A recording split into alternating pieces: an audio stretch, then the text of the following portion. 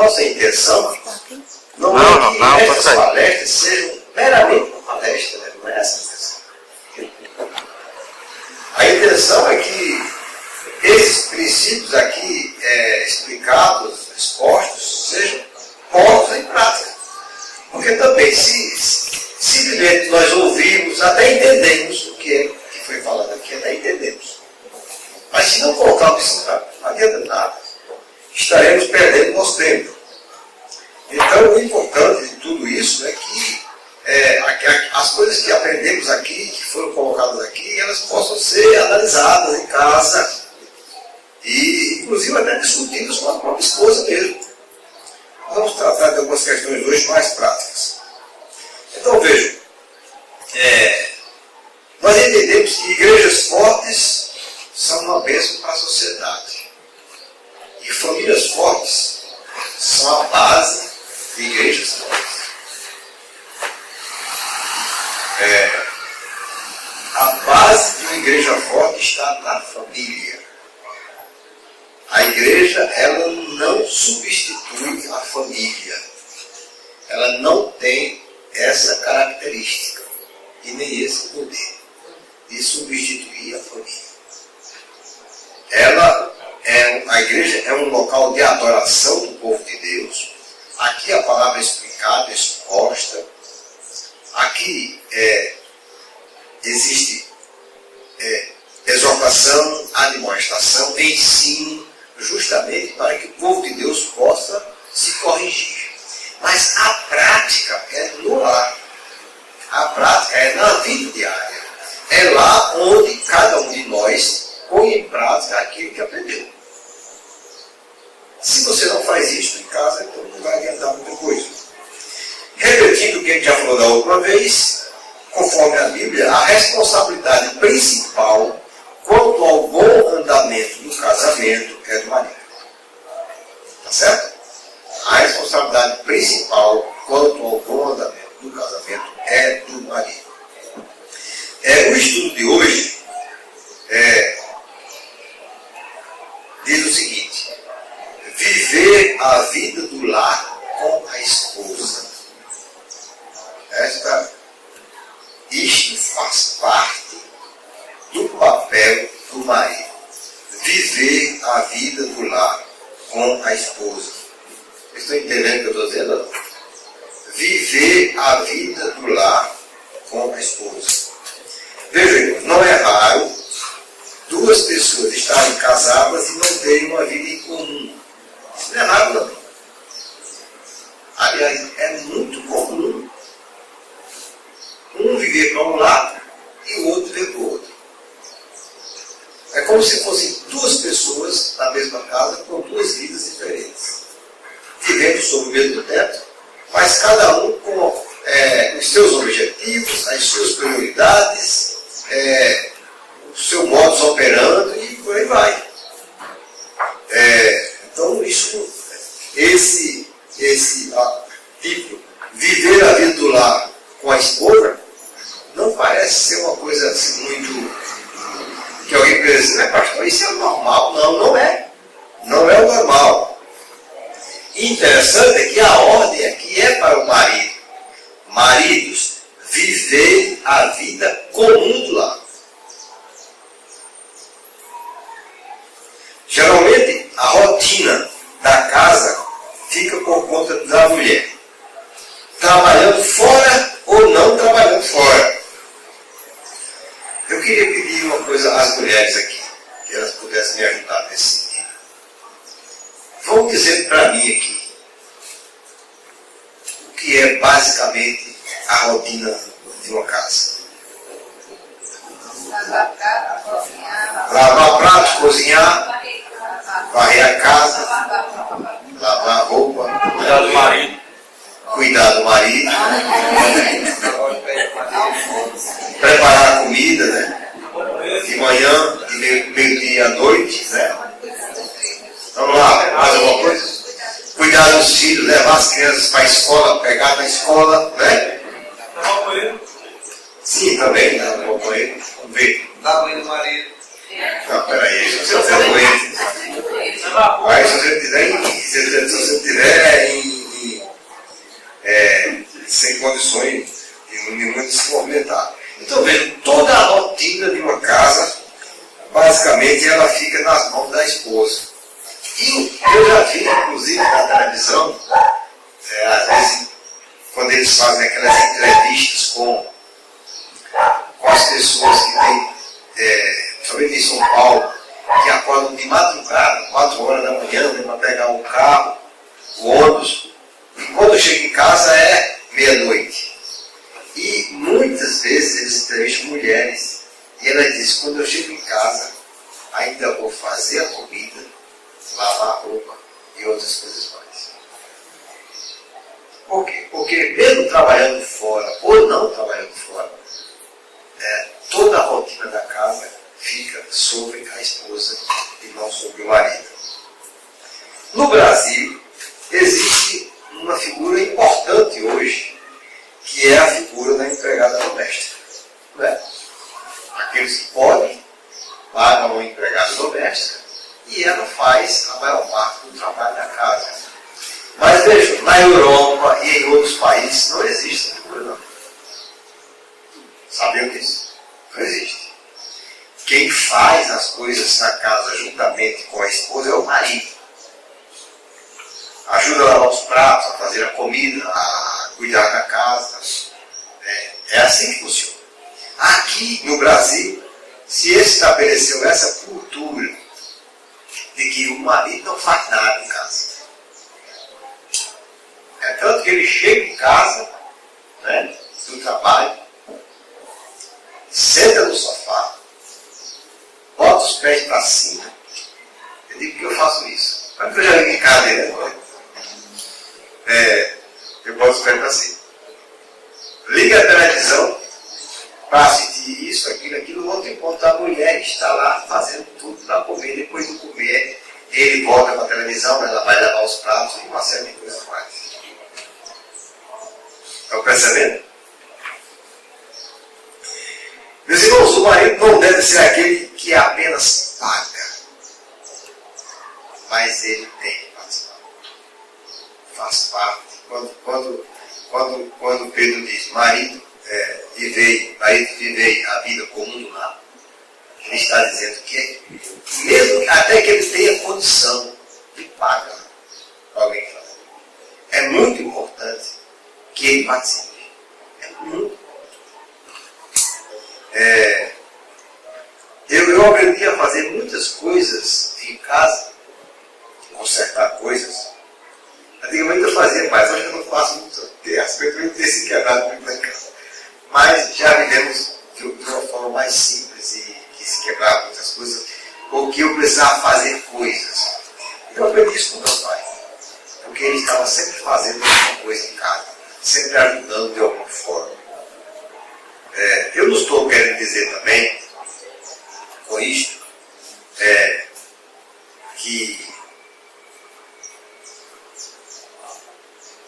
o marido, por exemplo, a esposa não trabalha, ela está em casa durante o dia, e o marido passou o dia trabalhando, e ele vai chegar em casa e não tem comida pronta, ele vai ter que fazer. Eu não estou dizendo isso aqui, porque eu estaria sendo contraditório com isso, até com a própria Bíblia.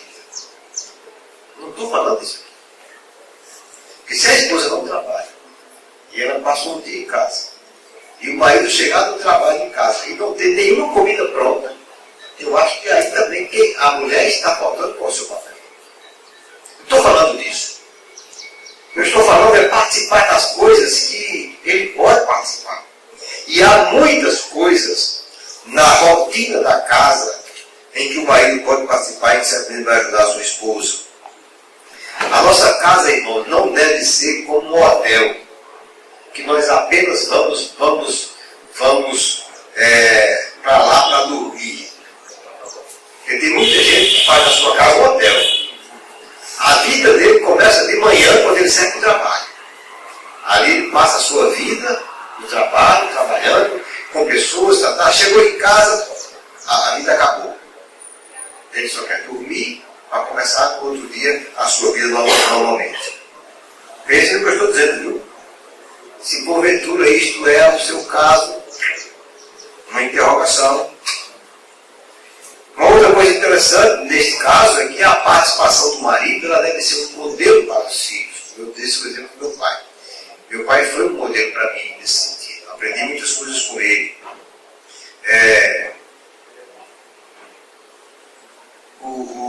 Os pais, já falamos isso da outra vez, o marido, ele é o referencial para os filhos.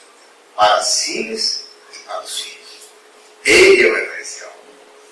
As filhas olham para o pai e veem o pai como o futuro, como é um tipo do futuro marido que elas gostariam de ter. E vou dizer assim, eu peço a Deus que o meu marido seja como o meu pai. Então ele é o modelo para o marido que elas querem ter. Os filhos olham para o pai e se veem como eles se projetando lá na frente. Eu gostaria de ser como meu pai. A forma como meu pai trata a minha mãe, a forma como meu pai nos trata, eu vou implantar essas mesmas coisas também na minha vida. Eu gostaria que fosse assim. Então vejam, tudo isso que o marido faz, se o marido chega em casa e não ajuda a mulher em nada, e os filhos veem o pai fazendo isso, é exatamente isso que eles vão fazer depois que eles crescerem. Não tem outro jeito, irmãos. Então, pense nisso. O marido é o referencial da família, tanto para as filhas quanto para os filhos. Vamos ver aqui algumas coisas. Viver a vida do lar com a esposa, e nós, segundo o texto de Pedro, de 3 formas.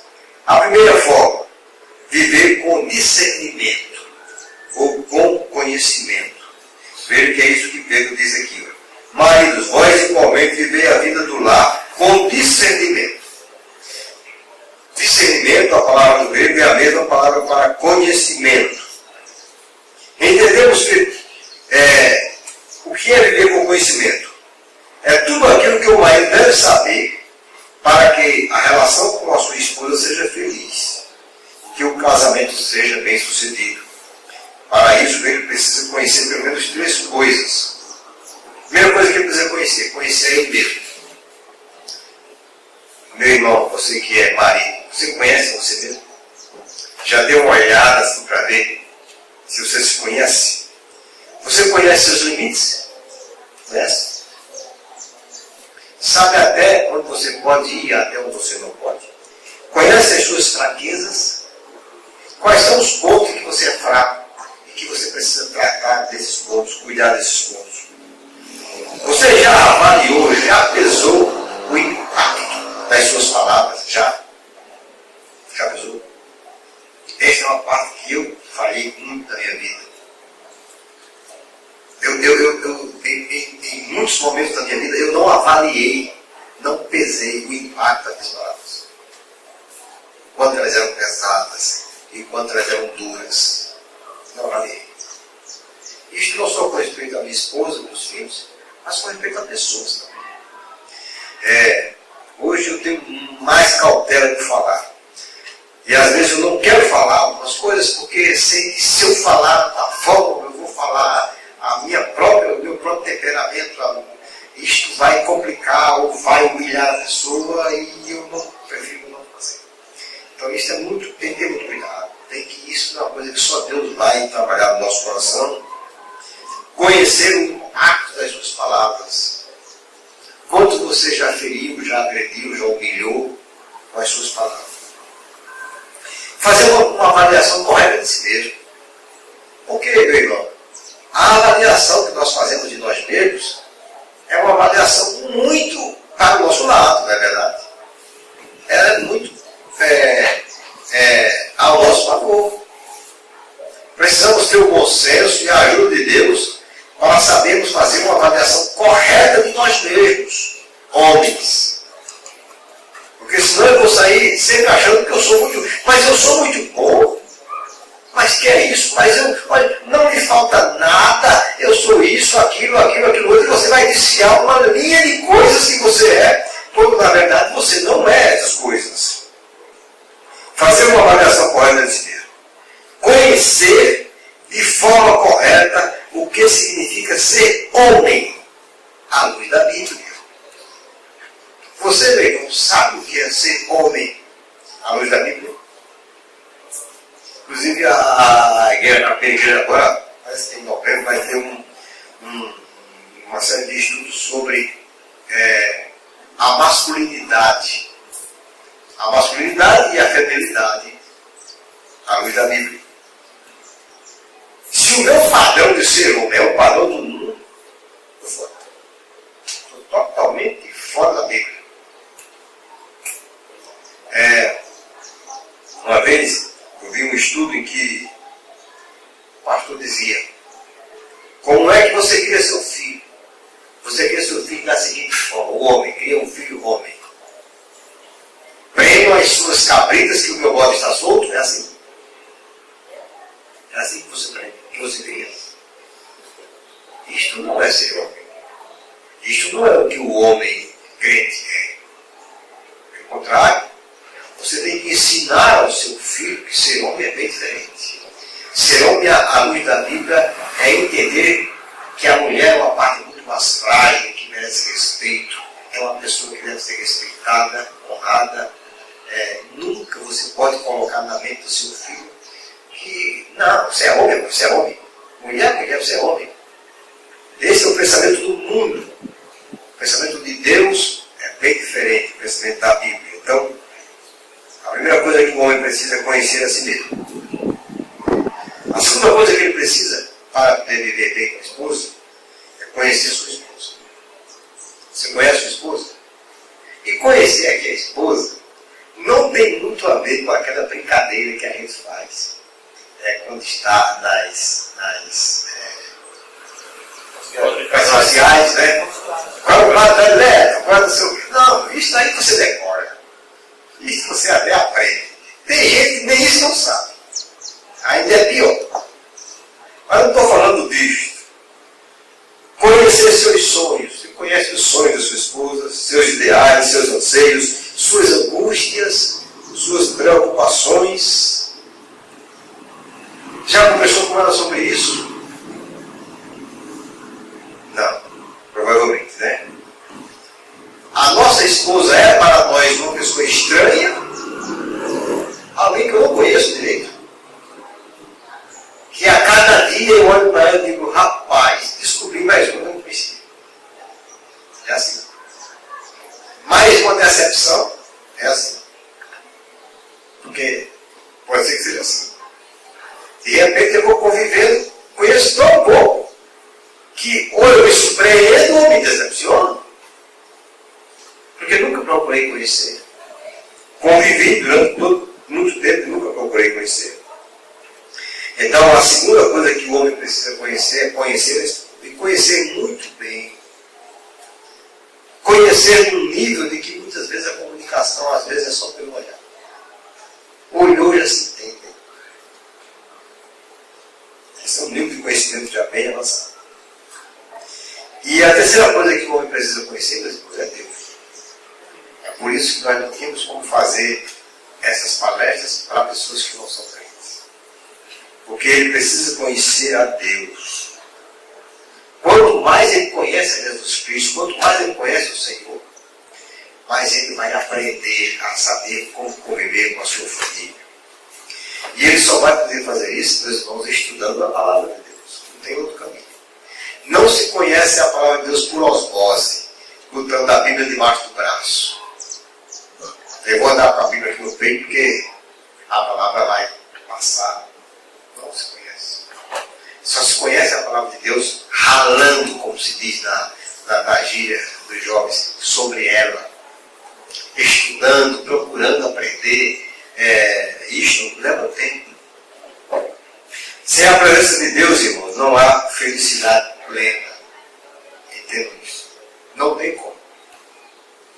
Um outro assunto que o pastor Augusto fala no seu livro é a questão da comunicação entre os casais. Há um livro que diz que os homens são de Marte e as mulheres de Vênus. E é de comunicação. Parece que um fala uma e o outro fala outra. Ninguém se entende. O marido chega em casa, aí a mulher disse: eu estou muito cansada. Aí ele já fica com raiva, achando que ela está dizendo isto porque ele não está ajudando em alguma coisa e ela começa a confusão. Mas, normalmente, ele não quer saber, ele não pergunta ou procura saber qual é o seu problema, porque ele está cansado e coisa e tal. Ele já tem uma reação. E aí são muitas outras coisas que acontecem na comunicação. Parecem duas pessoas falando línguas diferentes. Não conseguem se entender. Meus irmãos, olha, eu quero dizer para vocês que essa parte da comunicação ela é difícil mesmo, viu? Ela é muito difícil. Então, lembrar da lição passada, quando aquela escritora disse que o marido deve amar a mulher e amar muito, mas nunca tentar compreendê-la, porque eu sei que é difícil mesmo. Essa questão da comunicação é uma coisa difícil. Mas existe uma regra básica, que é a regra número 1 na comunicação. Abra as suas Bíblias em Provérbios capítulo 15, versículo 1.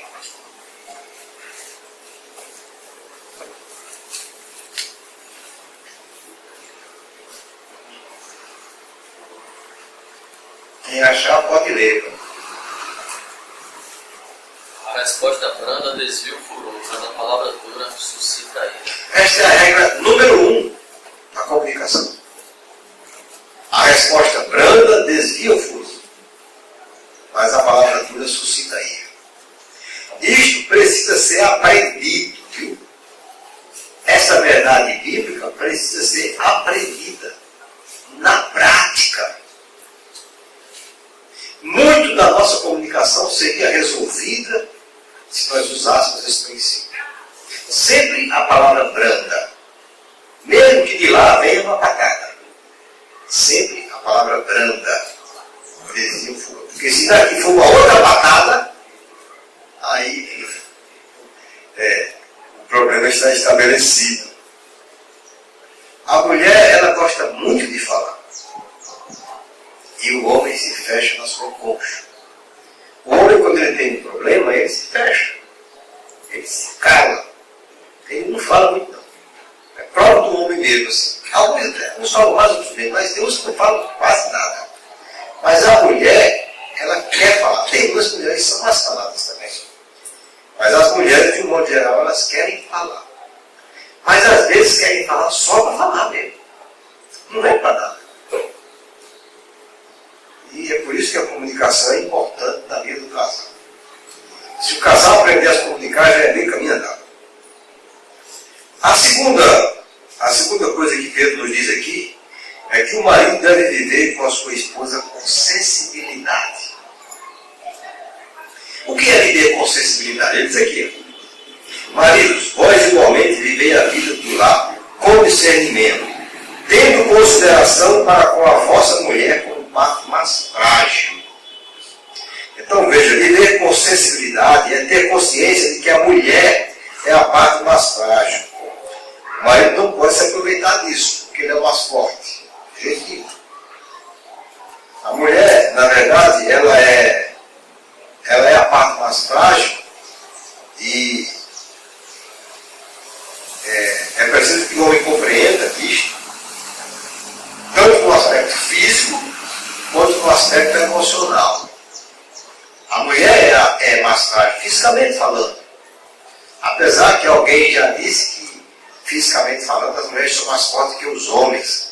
Aguentam mais dores, aguentam mais sofrimento físicos, né, do que os homens. Os homens são muito moles. Não aguentam uma dorzinha, já está se acabando. Mas a gente sabe que a parte mais pesada em termos de trabalho é para os homens mesmo, não para as mulheres. Mas o mais importante é que ela é a parte mais frágil, emocionalmente falando. Os homens conseguem superar as coisas mais facilmente porque eles são mais práticos. Os homens veem as coisas mais por um viés racional. enquanto que as mulheres sempre colocam o coração, o emocional em tudo isto. Isso implica que elas se machucam muito mais facilmente. Muito mais facilmente as mulheres se machucam. Porque elas são emocionalmente mais frágeis. Então, meus irmãos, quando o apóstolo diz que o marido deve viver com sensibilidade, está dizendo que ele deve exercer sua autoridade de líder com brandura, com amor, com compreensão.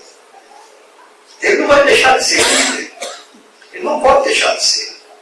Ele tem que continuar sendo, afinal de contas, foi para isso que Deus o colocou no casamento. Mas ele tem que exercer essa autoridade com muita brandura, com amor e compreendendo a sua esposa. A terceira coisa que Pedro diz, ou a terceira forma em que como o homem deve viver com a sua esposa, é viver com dignidade. E ele diz aqui, olha, tratai-a com dignidade. Tratai-a com dignidade. A esposa deve ser tratada com dignidade. No original grego, essa palavra é com honra. Ela deve ser tratada com honra. Significa tratar a esposa de forma respeitosa e digna em público, na presença de outras pessoas. Elogiá-la, demonstrar reconhecimento por alguma coisa que ela se esmerou em fazer, não envergonhá-la diante do público. Eu sei que esse aspecto aqui é um aspecto que eu já fui cobrado várias vezes, justamente por essa minha forma de agir precipitadamente. Muitas vezes eu fui questionado por Margarete, tendo dito alguma coisa com ela na frente das pessoas que não deveria ter dito. Mas eu olhava para mim e não disse nada. Eu não fiz nada. Está vendo ali aquela voltando para aquele ponto inicial? Eu até sei que não fiz aquilo propositalmente, nem com a intenção de envergonhar na frente das pessoas. Sei que foi assim. E eu tenho certeza que nós não somos tão maus. Nós somos tão maus, acho que é, a ponto de fazermos isto propositalmente. Mas às vezes, por conta da falta de prática, de agirmos da forma correta, fazemos. E com isso, prejudicamos a esposa. Ela se ressente. Naquele momento, ela se sente como se tivesse sido agredida, como se tivesse sido envergonhada na frente de alguém. Ou, quando nós não fazemos no sentido negativo, de dizer alguma coisa que, de um certo sentido, a deprecia, mas também não fazemos no sentido positivo, de dizer alguma coisa que levanta a sua autoestima. Né? Às vezes, nós até poderíamos, a comida que ela fez para aqueles amigos que nós levamos estava muito boa, e ela se esperou em fazê-la. E nós não dizemos uma palavrinha. Olha, fulano, a sua comida está excelente, você realmente se esmerou em fazer o seu trabalho. Isso é importante. Tratar com dignidade, tratar com honra, é também dizer essas coisas. Viu, meus irmãos? Isto vai despertar nos filhos o respeito pela mãe. Eles vão ver que o pai tem essa consideração. Tanto a mãe como o pai não desonra, talvez porque não veja isso acontecendo em casa. Eu não estou dizendo, e quero deixar bem claro para vocês, que isso não significa, eu não estou dizendo que vocês sempre devem fazer as vontades da esposa. Eu não estou dizendo isso aqui. Porque isso nem sempre é correto. Como o caso de Adão, por exemplo. Se Adão não tivesse feito a vontade de Eva, nós não estaríamos nesse problema. Há dois exemplos na Bíblia. Um é Salomão, que teve tantas mulheres e as mulheres o dominavam de uma forma que tudo que elas pediam, elas faziam. Inclusive contra o Senhor. E é bom deixar bem claro, e aí vai uma palavra também contra as mulheres, para vocês pensarem, de manipular. E às vezes manipulam e fazem muito bem. É preciso, por isso, tem que ter sabedoria para ponderar essas questões. Nem tudo aquilo que a mulher quer deve ser feito. Um outro exemplo é Acabe, o rei Acabe, que se tornou um verdadeiro joguete nas mãos de Jezabel. Não estou dizendo isto. De jeito nenhum. Não é essa a questão. Porque um homem que faz tudo aquilo que a sua esposa quer sem ponderar, ele está destruindo o seu casamento, porque ele não está exercendo a sua liderança. O que eu estou dizendo aqui é outra coisa completamente diferente. É que ele precisa tratar a sua esposa com dignidade, com honra, honrando-a, de maneira que ela se sinta cada vez mais elevada pelo seu próprio marido. É isso que eu estou falando aqui, não estou falando de outra coisa.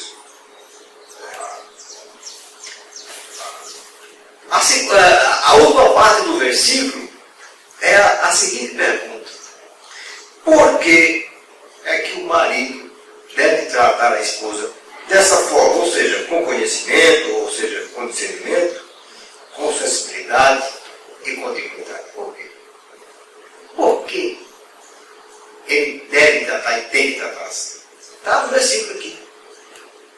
A primeira coisa, porque somos iguais, apesar de diferentes. Olha o que é que diz o versículo. Diz assim: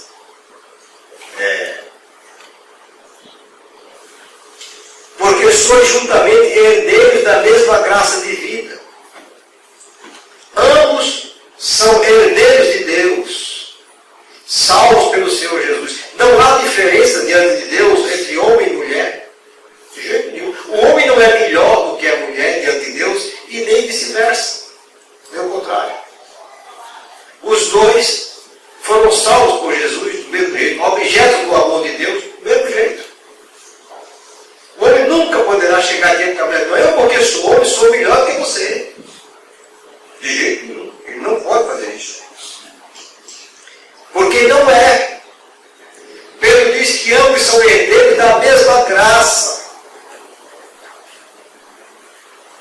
E a segunda é que é importante. Para não terem as orações respondidas. Para que as suas orações não sejam ou parem de ser respondidas por Deus. Aqui tem dois aspectos. O primeiro aspecto é o seguinte: veja como é que Pedro diz assim, para que não se interrompam as nossas orações. O primeiro aspecto é que quando o homem trata a mulher de uma forma não bíblica, com desprezo, de maneira que ela se torna uma pessoa amarga, uma pessoa com ressentimento, enquanto houver esse problema permeando entre os dois, não há condições de orar. Veja, o marido ele deve orar sozinho, ter o seu momento de oração com Deus. Isto aí é indispensável a qualquer crente. Mas sempre que for possível, orar juntamente com sua esposa. Principalmente se ela é uma pessoa que não tem o hábito de orar, que tem dificuldade de orar. Então o marido deve chamá-la, orar os dois ali por algum tempo. Mas se a relação está estremecida dessa forma, não há clima para oração. Tem como, mas se a mulher está amarga, se ela está ressentida, não adianta você chegar para ela: vamos orar, orar com oração resolve tudo. Oração não resolve essas coisas. Essas coisas têm que ser resolvidas com perdão, com arrependimento. Com perdão, aí resolve e se restabelece as orações. Mas tem um outro aspecto pior. É que Deus pode interromper a resposta às orações do homem e do marido, porque ele trata mal sua esposa. E da esposa também, obviamente. Não adianta, irmãos. Se nós estamos em pecado, e é um pecado não confessado, Nós oramos, mas perdemos nosso tempo. Deus não responde. Está na Bíblia, isso é Bíblia. Orar é uma coisa que você pode orar à vontade. Ora, mas responder é outra coisa diferente.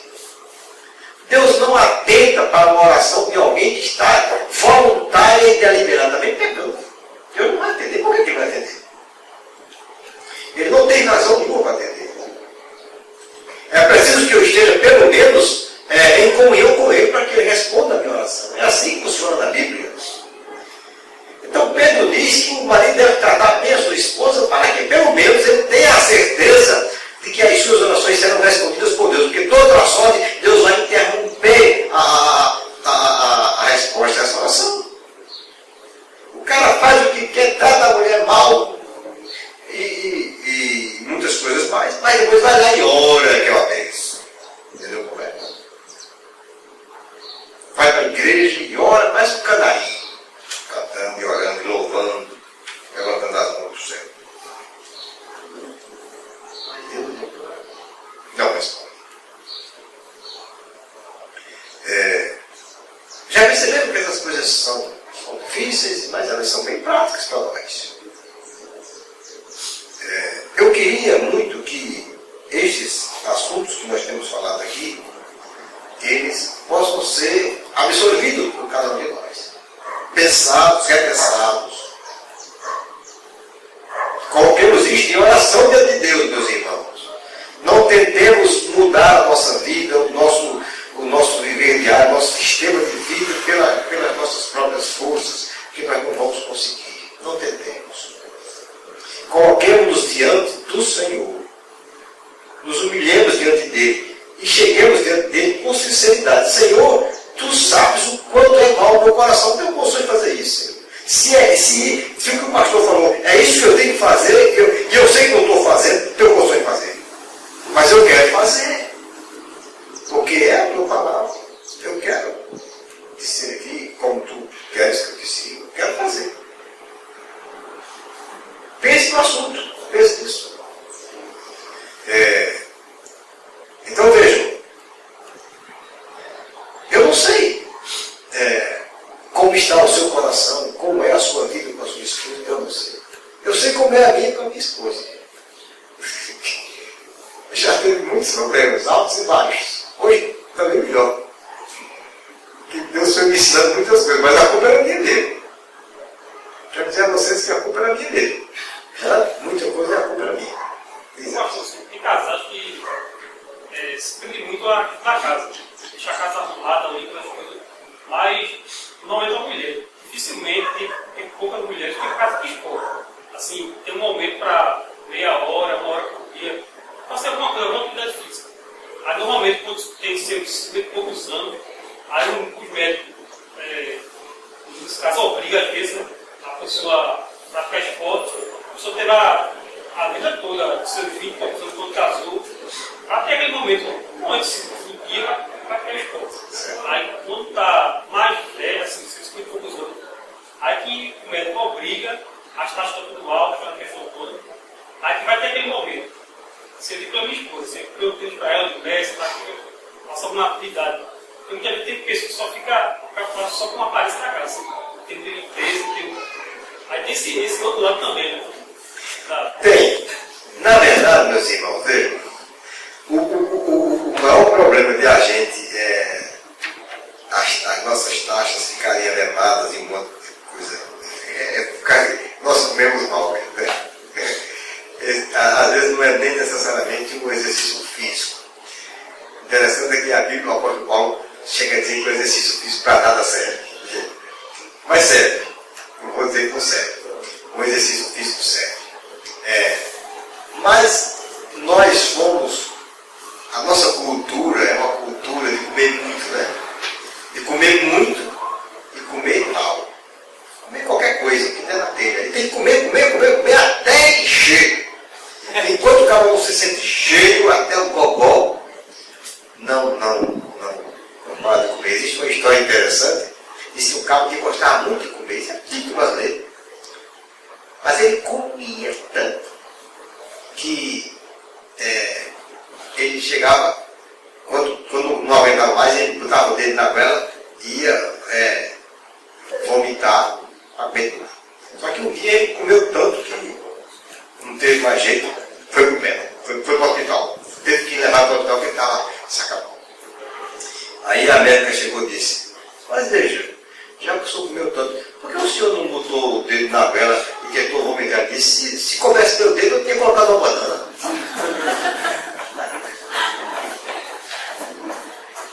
Come mais. Então no Brasil é assim, se come. Então eu sei que temos que muitas das nossas taxas é porque se come muito.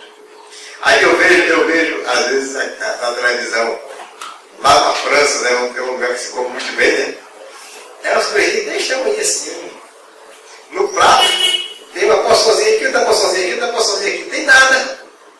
Mas aquela comida é uma comida saudável. O valor já dá pastil. Hã? E o valor já dá Aí o valor já dá com certeza.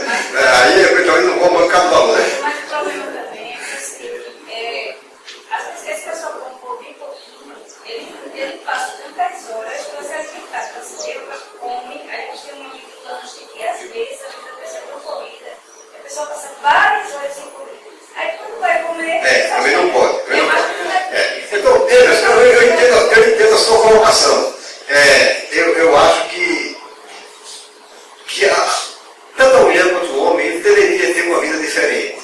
Isso é uma instrução que ele precisaria ter logo desde quando ele começa em casa, né, para conseguir levar uma vida, tanto uma alimentação balanceada, quanto exercício físico. Mas isso, na verdade, Emerson, não tem muito a ver com esse aspecto que eu estou falando do caso do marido.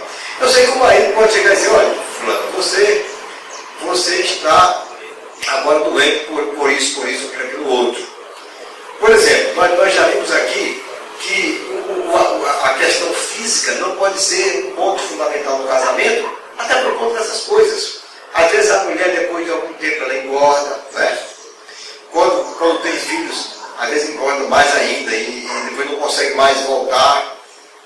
O que eu estou falando aqui, na verdade, é que mesmo que essas coisas venham a acontecer na vida dela, e você até precise olhar para a sua mulher e dizer, olha, minha filha, você está muito gorda. Mas se você souber como dizer isso, e disser com amor, e disser de uma forma, da forma bíblica, ela vai entender e vai até lhe ajudar nesse aspecto.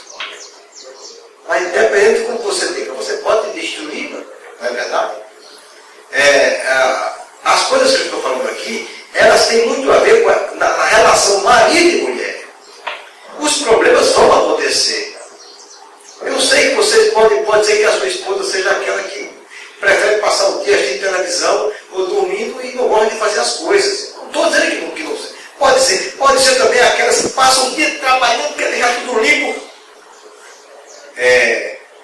Nós temos uma filha que ela mas hoje na casa dela é um brinco. Você entra lá, chega da raiva de tanta limpeza. Mas quando ela era solteira, ainda era assim. Aí sentava na cama dela, quando levantava, ela ia lá e esticava no sol. Era desse jeito. E quando a gente senta no vigília, era pouco, né? Aí ela esticava. Então ela era dessa forma. Isso, eu sei que tem gente que gosta muito de limpeza, gosta, faz tudo, né? E se cansa muito por causa disso também. Isso não é uma coisa boa. Mas o marido pode dizer a ela, olha, tenha calma, se eu me ajudar aqui, vamos a essa relação. Eu não estou falando dos problemas de cada um, que cada um tem os seus. Tem aqueles que são mais relaxados, aquelas que são mais relaxadas, são aquelas que são mais, gostam mais de limpeza, outros só pensam na comida, outros só pensam nos filhos. Cada pessoa tem o seu problema. Mas cabe ao marido conduzir essas coisas da forma correta. É aí onde está a parte difícil do casamento. Porque a condução dessas coisas é do marido. É ele que vai precisar da graça de Deus, da orientação de Deus, do discernimento, da sensibilidade, do conhecimento que ele deve ter da sua esposa para conduzir essas coisas. É disso que nós estamos falando aqui. Meus irmãos, vejam, vocês poderão dizer assim, mas pastor, eu acho que já cheguei no estágio que não tem mais jeito não. Tem, né? Ou pode dizer, pastor, tudo isso que o Senhor disse que eu faço. Amém, graças a Deus. Que bênção. Amém, que seja assim. Eu espero que eu esteja chovendo no molhado, que tudo que eu disse aqui não se aplique a nenhum de vocês. Essa é a minha esperança. Muitas dessas coisas se aplicaram a mim mesmo, a mim. Em todo o decorrer da minha vida. A nossa vida, ela não precisa, ela não significa, se ela não veio certinha no começo, e teve erros no percurso, não significa dizer que ela tem que continuar errada. Ela pode ser consertada. Então essa história de dizer que pau que nasce todo. Isso é da voz da Bahia. Viu? Com todo respeito aí. Corre baiano. É baiano. Ah, não é da Bahia não. Graças a Deus. Eu morava lá, pai. Na Bahia é que diz que não tem pau que nasce torto, não tem jeito que morre torto, mas baiano não nasce torto. Então não existe essa questão. Pode se consertar. E nós estamos justamente fazendo isso aqui para que se repense, se pondere, se reflita e se conserte. Eu tenho minhas dúvidas se realmente os maridos que aqui estão presentes, eles estão 100% enquadrados nessas regras. Se tiver, graças a Deus. Mas se porventura não tiver, é o momento de repensar, é o momento de refletir. Analise você, rapaz. Faça uma análise do seu coração. Esse é o princípio bíblico. Isso é o que a Bíblia diz. Não tem outro caminho a fazer. Quando eu estava estudando essas coisas, eu estava refletindo, olhando para mim, pensando e vendo coisas que já fiz. Umas que eu não faço mais, outras que eles estavam fazendo, mas que pretendem não fazer mais. É assim que funciona. Eu não sou o exemplo que tudo que isso aqui é perfeito, pelo contrário, volto a dizer a vocês, estudando essas coisas para ensinar a vocês, eu reflito, pondero e penso que muitas coisas dessas eu errei também. Então, meus irmãos, essa é a nossa expectativa, essa é a nossa esperança, que esses ensinamentos que aqui foram colocados, e eu acho que eles foram colocados de uma forma bem prática, possam ser aplicados. Querem fazer alguma pergunta? Manda nada. Se eu souber responder, bem. Diga. Vamos descer o ponto de tratar a mulher com dignidade, que é bíblico e necessário também. Mas tem mulher que não quer isso não. Pelo menos eu vi o depoimento de uma mulher cheia de hematoma, com o olho roxo. Mas por que você não traz a polícia? Por que você não deixa o seu marido? Não, porque eu amo.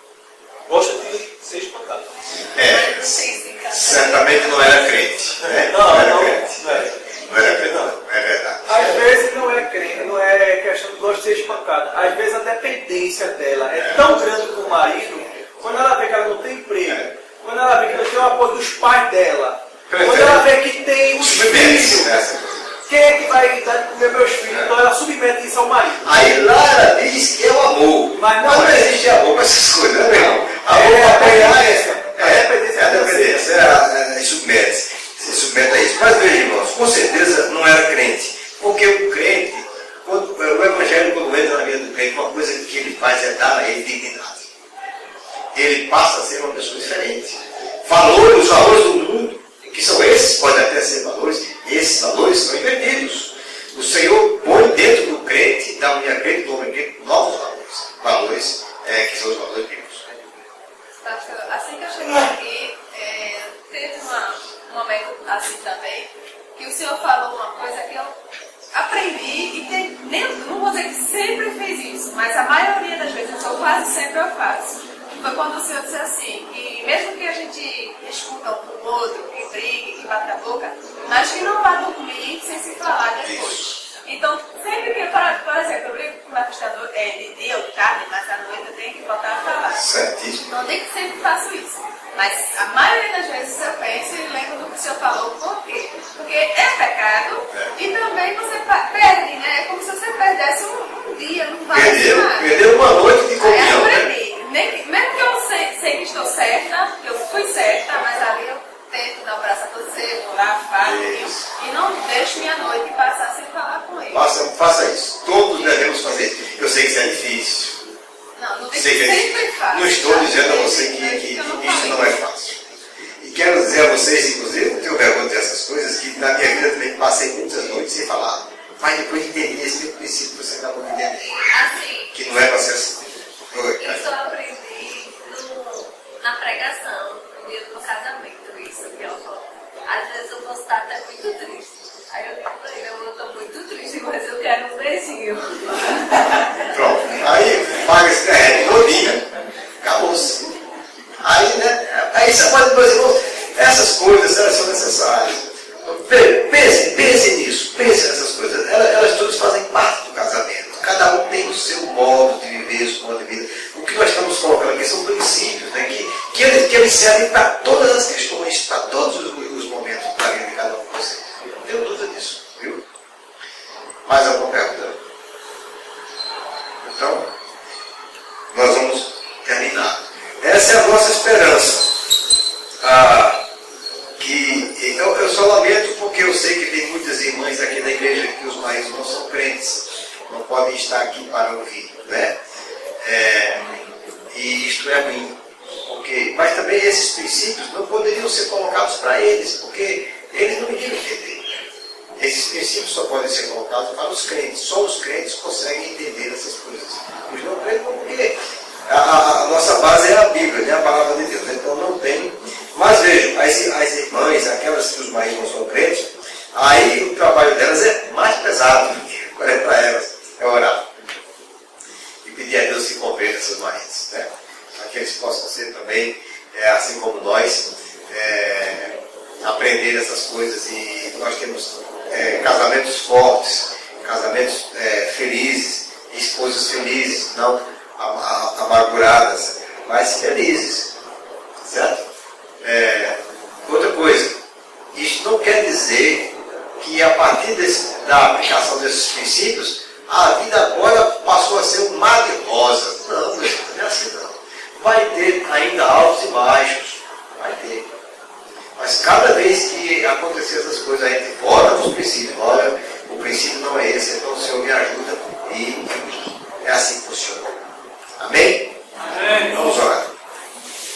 Senhor nosso Deus, nosso Pai, Senhor, reconhecemos diante de Ti que esses princípios são difíceis, mas eles são tão necessários.